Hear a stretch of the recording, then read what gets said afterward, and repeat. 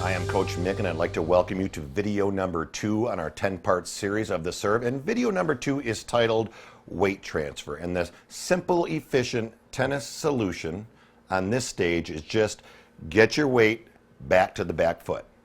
That's simple.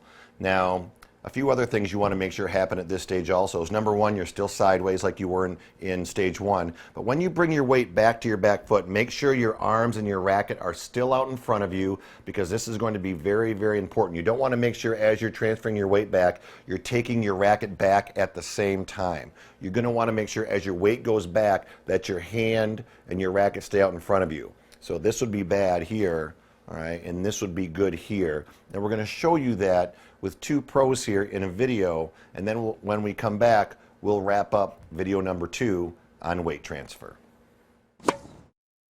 Okay, in this stage, number 2, we call the weight transfer stage, and it's pretty self-explanatory. You can see where Victoria's foot here, her weight's in the back foot, but you can also see where the racket is out in front of her still, which is really good. What you see a lot of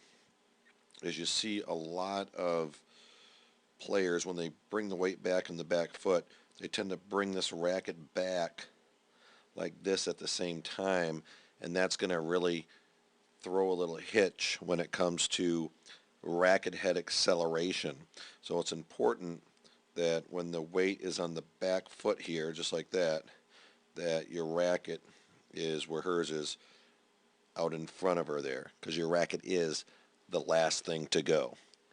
All right, now with Dimitrov here, it's the same thing. You'll see that, all right, his weight is now on the back foot right here, and you'll see that his racket is still out in front of him.